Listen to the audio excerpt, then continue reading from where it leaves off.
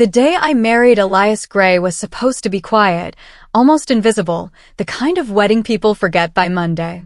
I wanted it that way because my whole life I had been treated like something forgettable. My sister Mara made sure of that.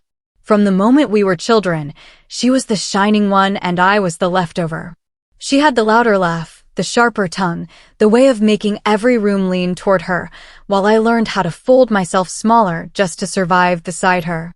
So when I chose a small garden venue, pale flowers, no grand stage, no crystal chandeliers, she smiled in that way that meant blood was coming. She arrived late, of course, wearing a dress so white it bordered on mockery, heels clicking like a countdown. She hugged me just long enough to whisper, "This is really all you could manage?" I smiled because that's what I had learned to do. Elias stood beside me, calm, almost unreadable, his hand warm around mine, his head slightly bowed like a man who didn't need to announce himself. Mara noticed that immediately. She always hunted for weakness. At the reception, when glasses were raised and eyes turned, she took the microphone without asking.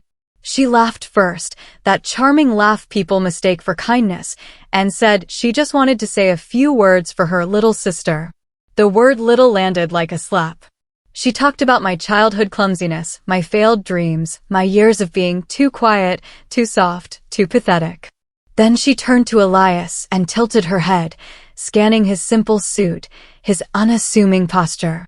"And you," she said, smiling wide, "you must be very brave to marry her. Or very desperate." The laughter that followed wasn't cruel enough for her, so she kept going. She said I had finally found someone who matched my level. Someone ordinary. Someone safe, because he clearly had nothing to take. I felt my chest tighten, old shame crawling up my throat, the kind that tastes like rust. I looked at Elias, ready to apologize for my family, ready to ask him to forgive me for something that wasn't my fault. He squeezed my hand once. Just once. And said nothing. Mara rolled her eyes. "See," she added. Silent. Perfect. What she didn't know, what no one there knew, was that Elias's silence was not submission. It was patience. And patience, I would soon learn, is the most dangerous kind of power. When the night ended and the guests left whispering, when Mara hugged me again and said, "Try to be happy with whatever this is," she walked away believing she had won. I went home believing I had survived. Neither of us understood that the wedding wasn't the beginning of my humiliation. It was the opening move of her downfall. The morning after the wedding, the silence in our apartment felt heavier than the insults from the night before. Sunlight crept through thin curtains, touching the bare walls we hadn't decorated yet, and for a moment I wondered if Mara had been right. Maybe small meant weak. Maybe quiet meant forgettable. I sat at the edge of the bed, my hands shaking, replaying her voice calling me pathetic in front of everyone I loved. Elias watched me without interrupting, the same calm expression he wore when chaos surrounded him. When I finally broke and apologized for my sister, for my family, for myself, he didn't comfort me the way I expected. He didn't rush to say it didn't matter. He asked one simple question instead. "Do you still want to be invisible?" I didn't understand then. I just shook my head, tears blurring everything. He nodded slowly, as if a decision had been confirmed. Over the next few days, rumors reached me like poison drops. Mara had been telling people my husband was unemployed, that I'd married a man with no future, that she'd tried to stop me, but I was too desperate to listen. She laughed about it at dinners I wasn't invited to. Friends messaged me with awkward sympathy. My parents stayed quiet, the same way they always did when Mara drew blood. Each message made me smaller, folding me back into that old shape. But Elias was changing. Not in anger. In precision. He started making calls in another room, low-voiced conversations that stopped when I entered. Packages arrived with documents I wasn't allowed to touch yet. One night, when I asked him directly why he let my sister humiliate us, he looked at me with something like sadness. "Because people who think you're nothing show you everything," he said. "They reveal where they're careless." I didn't know what he meant, but I trusted him because he had never lied to me, not once. Then came the invitation. Mara was hosting a charity gala, the kind she loved, full of cameras and curated generosity. She sent the invite late, almost as an afterthought, addressed only to me. No mention of my husband. The message ended with, "You should come." I'd hate for people to think we're not close. I stared at the screen, heart pounding, knowing it was another trap. When I showed Elias, he smiled for the first time since the wedding, not warmly, but sharply. "Good," he said. "It's time she sees you." I asked him what he meant. He stood, adjusted his cuff like a man stepping into armor, and said words that made my breath stop. "She already knows who you are. She just doesn't know who I am." Not yet. The night of the gala arrived wrapped in gold and arrogance. The venue was one of those places Mara loved to claim as her natural habitat: glass walls, hanging lights, photographers positioned like predators. I almost didn't recognize myself in the mirror. Elias had chosen the dress, simple but precise, dark fabric that made my posture matter, shoes that forced me to stand taller. He wore the same calm expression, but his presence felt different now, heavier, like the air before a storm. When we arrived, heads turned, not because we were loud, but because we were unexpected. Mara stood near the center, radiant in confidence, laughing as donors praised her generosity. Her eyes found me and narrowed just slightly. Then she laughed louder. She walked toward me with open arms, a performance perfected over years. "You came," she said, her voice sweet enough to rot. Her gaze flicked to Elias and lingered, dismissive. "Oh, you brought him." Elias nodded politely. "Good evening," he said, voice even. Mara barely acknowledged him. She turned back to me and leaned close. "I didn't think you'd show after everything," she whispered. "But I suppose you're used to being embarrassed." She stepped away and raised her glass, calling attention. She thanked the guests, spoke about strength, about lifting others, about family. Then she smiled at me again, that familiar blade. "Some people," she said, "mistake survival for success. They think just showing up means they've won." Soft laughter rippled through the room. I felt it again, that old urge to disappear. Elias placed a hand at the small of my back, grounding me. He leaned toward me and spoke quietly. "Watch her," he said. "She's already nervous." I didn't believe him until I saw it. Mara's eyes kept drifting toward us, her smile tightening each time. She hadn't planned for us to stay. She hadn't planned for Elias to be so unmoved. Then the host took the stage to introduce the evening's surprise sponsor, a last-minute addition who had doubled the gala's funding. The room hushed. The host cleared his throat and said a name that sliced the air. Elias's name. Not the shortened version he used casually, but the full one, followed by titles that made heads turn. Founder. Principal investor. Board chair. Words that didn't belong to the man Mara had mocked. I felt my knees weaken. Elias stepped forward as the host beckoned, his calm finally making sense. Murmurs exploded. Cameras swung. Mara froze, glass trembling in her hand. Elias took the microphone and smiled, not at the crowd, but at me. "I wasn't planning to speak tonight," he said, "but I believe in supporting causes that matter, especially ones that claim to uplift others." His eyes flicked to Mara, just once. "Transparency matters to me. So does humility." The room was silent now, heavy with realization. Mara's face drained of color. She opened her mouth, but nothing came out. For the first time in her life, she wasn't in control of the narrative. And for the first time in mine, I wasn't standing in her shadow. The applause that followed Elias's words was polite at first, confused, then thunderous as people rushed to recalibrate their respect. I watched it happen in real time, the way admiration slid off Mara and snapped onto him like a magnet finding its true north. She stood there smiling too hard, clapping too slowly, her eyes darting as if searching for an exit that wouldn't humiliate her further. Elias didn't expose her. Not yet. He thanked the organizers, shook hands, accepted praise with the same restraint he had worn all along. That restraint hurt her more than anger ever could. Throughout the night, donors approached us, congratulating me, asking how we met, suddenly eager to include me in conversations I had never been allowed into. Mara hovered nearby, interrupting, reminding people she was the host, the visionary, the heart of the gala. But the room had shifted. She felt it. I felt it. On the drive home, I finally asked Elias the question burning in my chest. Why now? Why this way? He didn't answer immediately.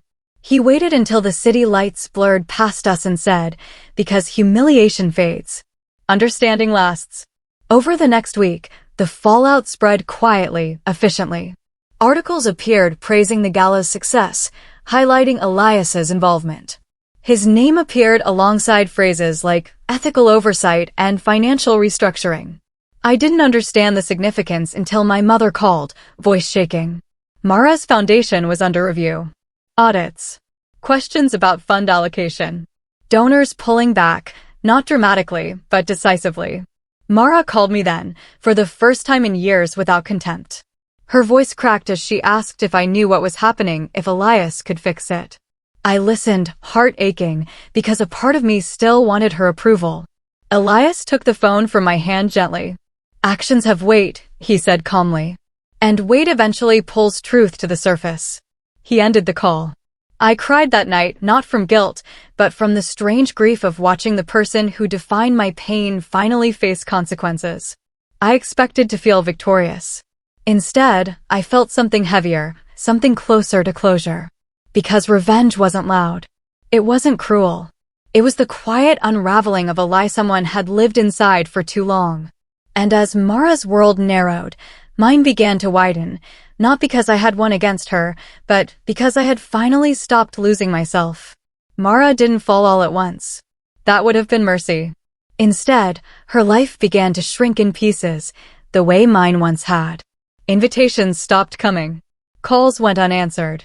Her name, once spoken with admiration, started carrying hesitation. I saw it when my parents gathered us for dinner, the first time since the gala. Mara arrived early and sat stiffly, no dramatic entrance, no commanding laughter. She barely looked at me. When she did, there was something unfamiliar in her eyes, fear mixed with disbelief. She tried to reclaim control by talking louder, criticizing the food, reminding everyone of her past achievements, but no one followed. The room didn't bend for her anymore. After dinner, she cornered me in the kitchen, her voice low and sharp. She accused me of setting her up, of marrying Elias just to destroy her. I almost laughed at the absurdity of it. I told her the truth instead. I married him because he saw me when no one else did. Because he never asked me to shrink. Because he loved me without needing an audience. She scoffed, but it sounded hollow. Days later, the investigation results leaked.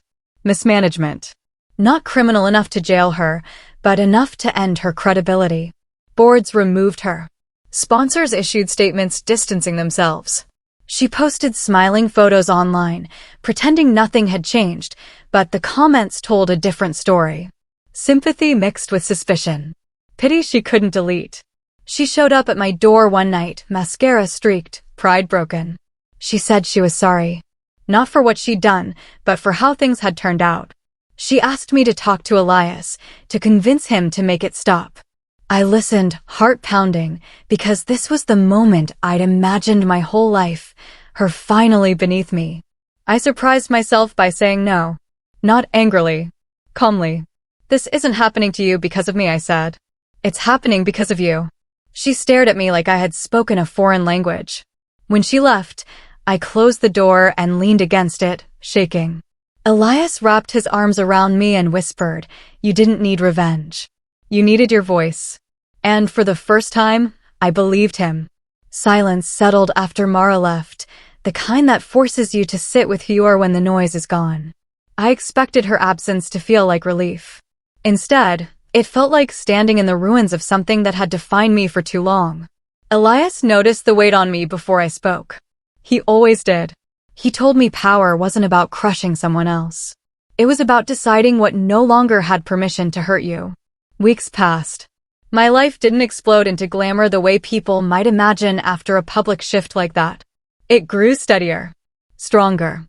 I started receiving invitations of my own, not because of Mara, not even because of Elias's name, but because people had actually listened when I spoke at the gala's follow-up meeting. They asked for my opinion. They waited for my answer. That was new. Mara tried once more, sending a message late at night, long and rambling, swinging between apology and accusation. I didn't reply. Not out of cruelty, but because I no longer needed to explain myself to survive. Then something unexpected happened.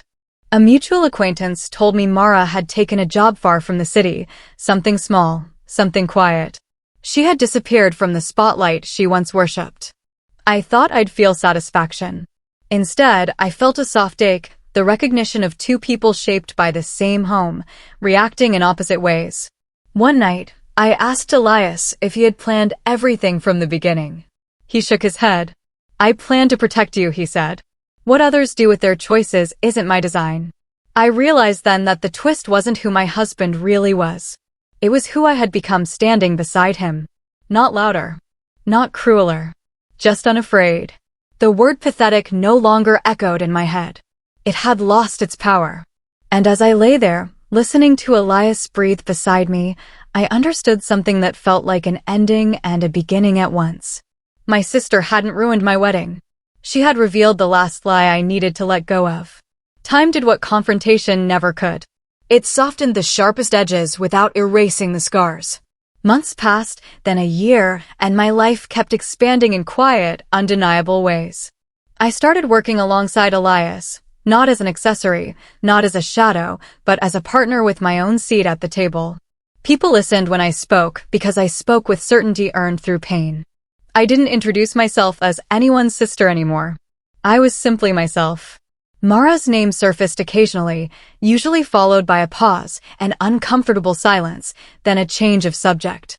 She had become a cautionary tale whispered at events she once dominated. I saw her once, unexpectedly, in a small cafe far from our old world. She looked smaller, not physically, but inwardly, as if she had finally learned what it felt like to be unseen. Our eyes met. She didn't smile. Neither did I. There was no apology, no accusation. Just recognition.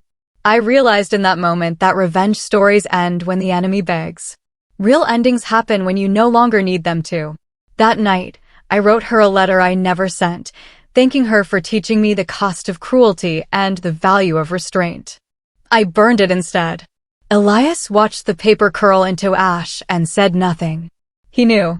On our anniversary, we returned to the same garden where we had married, the flowers brighter than I remembered, or maybe my eyes had changed.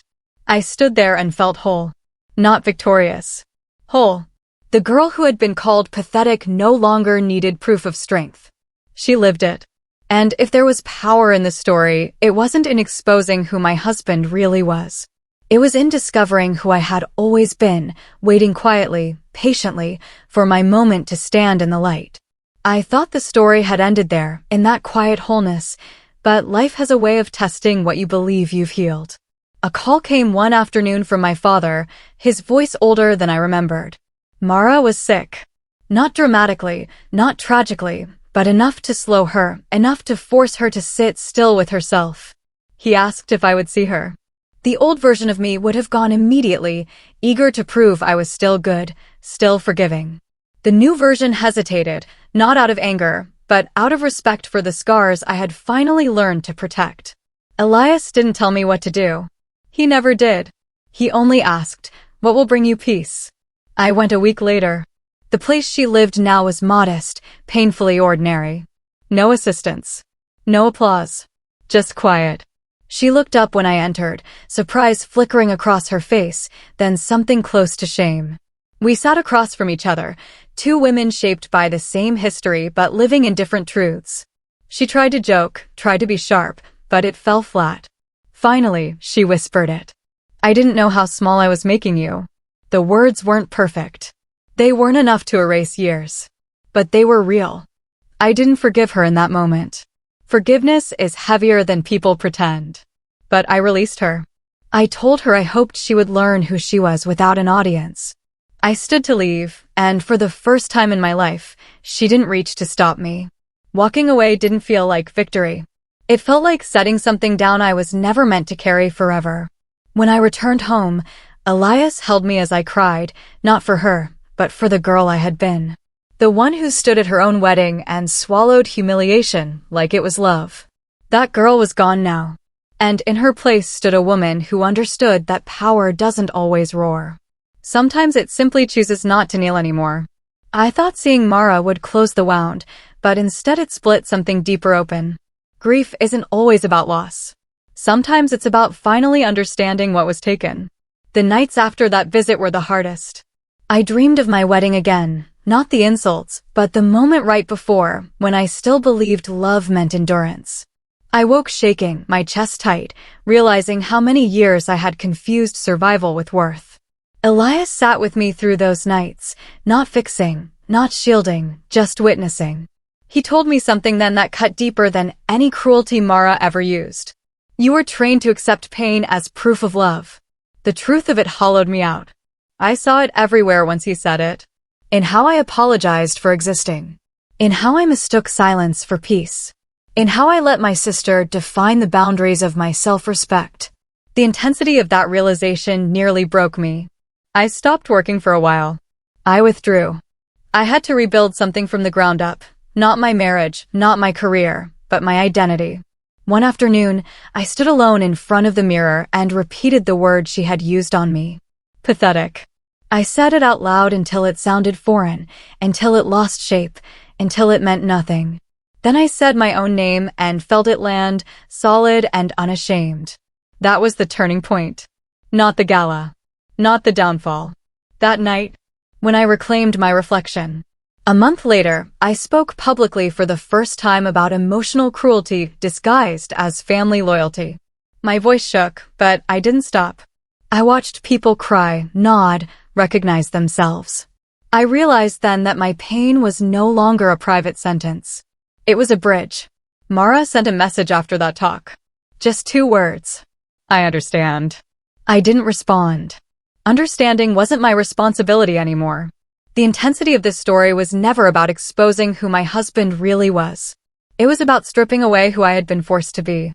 And when I stood there, fully present in my own life, I felt something I had never felt before. Not triumph. Not revenge. Authority over my own soul. The aftermath of that speech followed me in ways I didn't expect. Strangers wrote letters, long ones, messy ones, filled with truths they had never said aloud. Mothers. Daughters. Sisters. People who had been taught, like me, that love meant tolerating humiliation. Each letter felt like a weight and a responsibility. I realized my story no longer belonged only to me. That terrified me. Power always had. Because power invites visibility, and visibility once meant pain. Elias reminded me that this time was different. You're not being seen, he said. You're being heard. The difference mattered. Mara faded further into the background of my life, not dramatically, but naturally, the way stars disappear when the sun rises.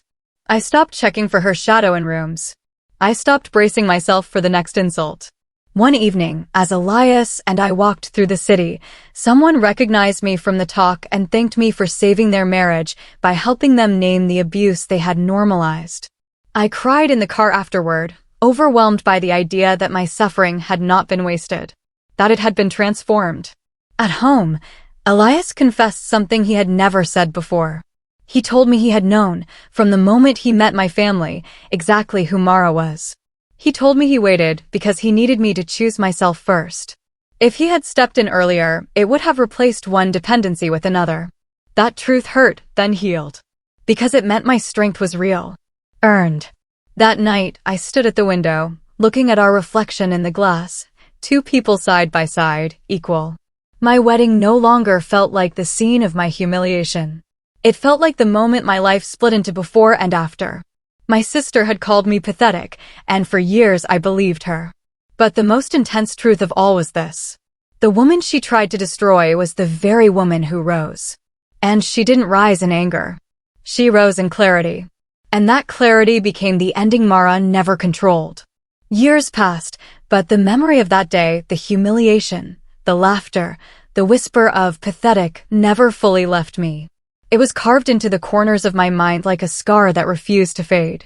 Yet, with each passing year, the scar softened, not because the pain disappeared, but because I learned how to wear it like armor. Mara tried to return once, sending invitations to events she thought I'd care about, networking opportunities she assumed I'd crave. I didn't answer. My life had moved into a space she could no longer touch. What she didn't realize was that the power she had tried to claim over me had already slipped through her fingers the moment I stopped needing her approval. Elias and I built our life on the quiet rules of respect, mutual understanding, and resilience. We traveled, we laughed, we fought, and we loved, without the constant shadow of comparison or judgment. One evening, on the anniversary of our wedding, I found myself in the old garden, the place Mara had tried to ruin with her laughter. I walked alone among the flowers, now blooming brighter than ever, sunlight painting the petals in gold. I thought of the girl I had been, the one who believed her worth was measured by someone else's amusement. I whispered to her, "I see you. I forgive you. Not for Mara, but for myself." And then I laughed. Not a small, hidden laugh that shrank my presence. Not a nervous laugh meant to appease, but a full, resonant laugh, loud enough to echo through the garden and carry away the last traces of humiliation. Mara's shadow had long since vanished, but the memory of her cruelty became a testament to something stronger. I had survived. I had loved. I had risen. And the woman she tried to break now walked unshakable, untouchable, a force that even time could not diminish. For the first time, the word pathetic had no power. It belonged to the past, and I belonged to everything that came after.